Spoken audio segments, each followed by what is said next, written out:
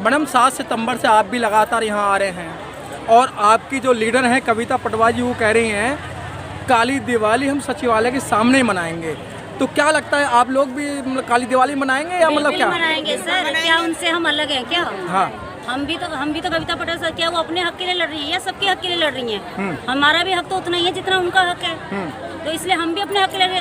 जब दिवाली अगर काली होगी तो एक ही थोड़ी ना होगी सर, 6500 आशा वर्करों की दिवाली काली होगी। लेकिन आज कविता पटवारी जी ने आपको वो सत्य बताया है जो आपके साथ बहुत बड़ा धोखा हो रहा था, जो एक भारत की राजधानी दिल्ली के अंदर जो एक इंस्टीट्यूट है या जो पैसा बढ़ाना चाहिए वो बढ़ाना चाहिए था, लेकिन और राज्यों के अंदर वो जो आपके यहाँ 100 रुपये मिल रहा है वहाँ 3 गुना मिल रहा, 300 मिल रहा है। उन्होंने सच्चाई खोली है, क्या लगता है ये सच्चाई? सर कुछ नहीं, सिर्फ यहाँ राजनीति चल रही है, राजनीति में सिर्फ आश्वासन ही आश्वासन देते हैं, इसके अलावा कुछ भी नहीं करते। हाँ। इन लोगों के पास सिर्फ आश्वासन के अलावा कुछ नहीं है, और ये ऐसे टाइम बुलाते हैं जिससे इनको पूरा मौका मिलता है। हमें सोमवार के दिन बुलाया जाता है, शुक्रवार तक आश्वासन दिया जाता है, क्योंकि शनिवार इतवार छुट्टी होती है। हाँ। सिर्फ आशाओं को धोखे में रखने का ये काम हो रहा है और कुछ ऐसा नहीं हो रहा। ये सरकार सोच रही है जो हम धोखे में रखें। ये लोग कहते हैं जो दिल्ली की आशा वर्कर है तो छोड़िए, एक औरतें आम जनता भी जो लेडीज है वो 8 बजे के बाद बाहर नहीं निकलती, रोड पे नहीं रहती। और क्या ये पूरी रात सचिवालय सुप्रीम कोर्ट के ऑर्डर है मैडम कि 8 बजे के बाद में कोई भी महिला रोड पे नहीं आएंगी, लेकिन आपको आज 24 घंटे हो गए और सरकार का कोई भी मंत्री विधायक या सचिव आपसे बात करके राजी नहीं है सर। जबकि उनके सचिवालय के ऑफिस के आगे हम लोग बैठे हुए हैं, फिर भी उन्हें दिखाई नहीं दे रहा। सरकार गूंगी बहरी हो गई है या अंधी हो गई है, या दूसरे देश में जब अपना देश नहीं संभाला वो दूसरा देश क्या संभालेंगे सर? तो मैडम दूसरे राज्य के अंदर तो जाके यही कह रहे हैं कि भाई हम आज सत्ता में लाओगे तो हम आपका जो है आशा वर्कर और आंगनबाड़ी का अच्छी सुविधा करेंगे। दिल्ली से कुछ नहीं मिलना ना सर उन्हें, दिल्ली से उन्हें सरकार भी तो आपने बनाई है ना मैडम, घर घर जाके आपने बनाया। सरकार को कुर्सी देने वाले भी हम ही हैं, आम जनता थी। उन्होंने कहा हम आम आदमी पार्टी आम जनता के बीच में आए हैं, आम जनता है तो आम जनता बनाने वाली उन्हें सरकार है, तो आम जनता ही डुबोएगी उन्हें। नहीं तो फिर कोई आपको आश्वासन दे दिया गया कि भाई आपको अभी तो बिजली पानी और आपको राशन फ्री मिल रहा है? सर बिल्कुल फ्री मिल रहा है। हाँ। बिजली फ्री हो रहा है। अगर किसी के जहाँ 2 रुपए यूनिट था उसे 3 रुपए यूनिट कर दिया, जिसके 100 से अगर 101 होगा तो टोटल पैसे डबल करके ले लिया जाता है। पानी जितना गंदा नाला सड़क रोड है भर जाता है वो पानी फ्री है, क्योंकि पीने का पानी तो फ्री है नहीं, सिर्फ गंदे नाले रोड सड़कों का पानी फ्री है। ठीक है।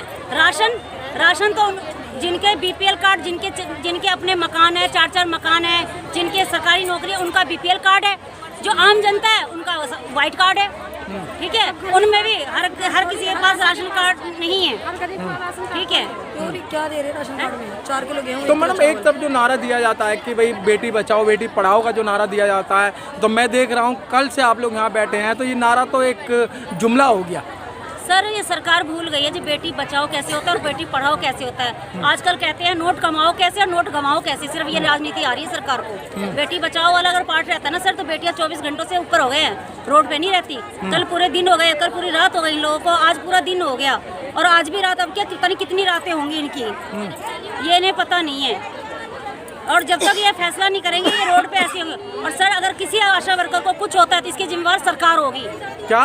अगर किसी आशा वर्कर को कुछ होता है इस रोड पे रहते, क्योंकि ठंड का टाइम है और ये एक चादर एक कुछ लेके सब दरिया बिछा के बच्चे अपने छोटे छोटे, ये देखिए सर छोटा बच्चा है, ये छोटे छोटे बच्चों को लेके अपने साथ ये रोडों पे बैठी हुई है। ठीक है। और प्रेग्नेंट लेडीज हैं, ये छोटे छोटे बच्चे लेके छोटी सी बेटी आई है, देखो हमारी है, अब हमारा क्या हाल है तो सरकार जिम्मेवार होगी क्या? हमें तो नहीं लगता सरकार जिम्मेवार होगी। आप ये देखिए, अगर इनके महिलाओं को, इसी में प्रेग्नेंट लेडीजें भी हैं, बच्चे छोटे इनके, कई ऐसी हैं जिनके घर में कोई करने वाला नहीं है, कोई देखने वाला नहीं है, कितने बीमार हो चुके हैं, लेकिन फिर भी वो अपने सिर्फ एक इस बात के लिए टिकी हुई हैं जो कैसे भी न कैसे आज न कल सरकार हमारी सुनेगी।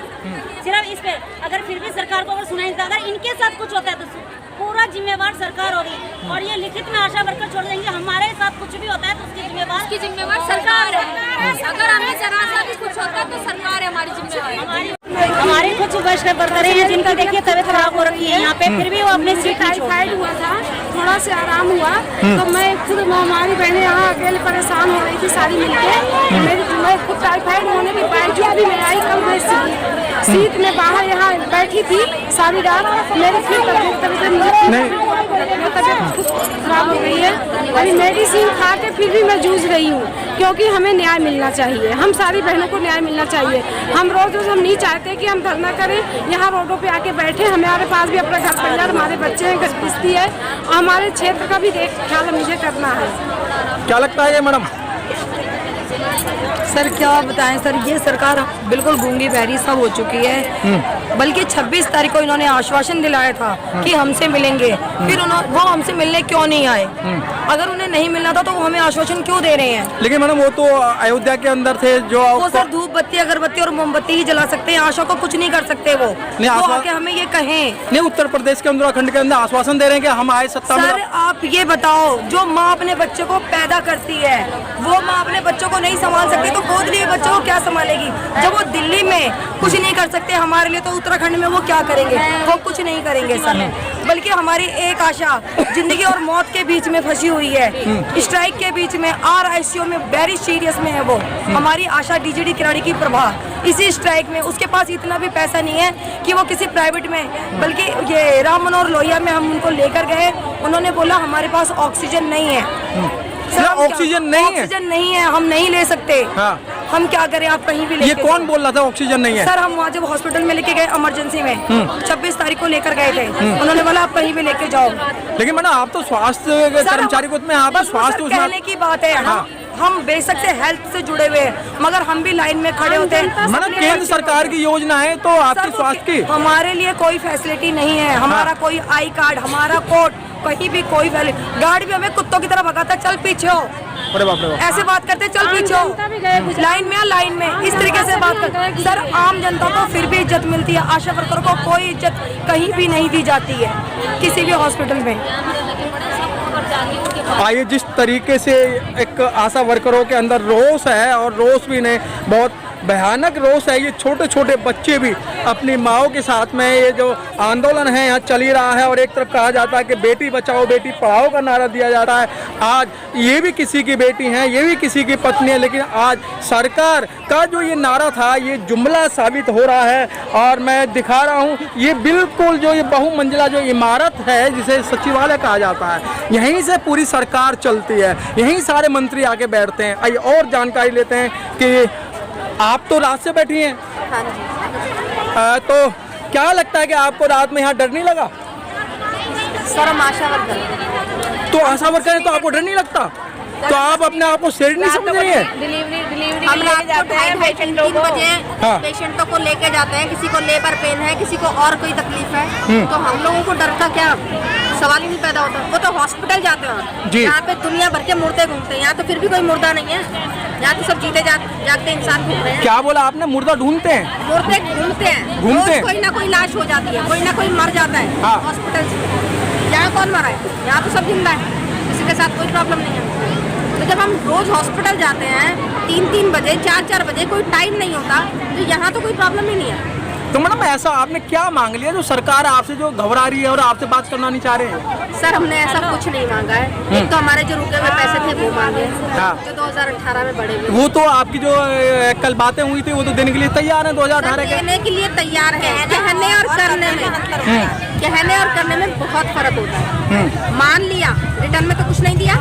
यहाँ से तो ये कह देंगे कि दे देंगे, लेकिन यहाँ से जानने के बाद क्या कुछ पता रिटर्न में तो कुछ नहीं दिया।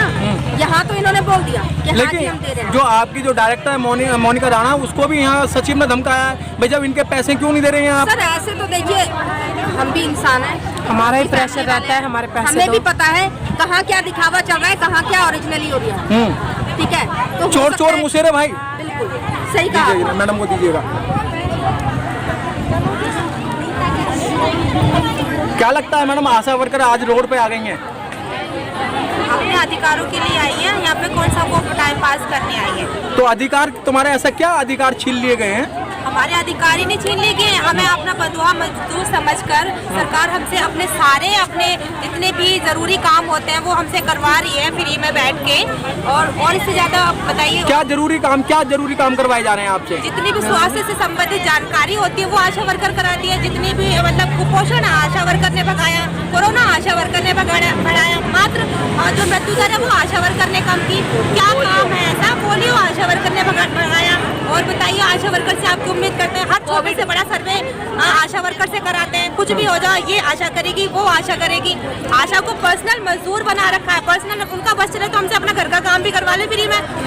नहीं कर रही है मैडम कुछ, जो एक कहा जाता है अभी कविता पटवा जी ने बोला था, एक चमची जो होती है वो हमेशा ये AN के घर में काम कर रही है, डॉक्टरों के घरों के अंदर काम कर रही हैं और वो हड़ताल पे नहीं आ रही हैं। सर उन चमचियों का तो देखो हर जगह से यही रहता है, उनके चक्कर में ही ना बहुत सारी महिलाओं को अपने अधिकार नहीं मिल पाते।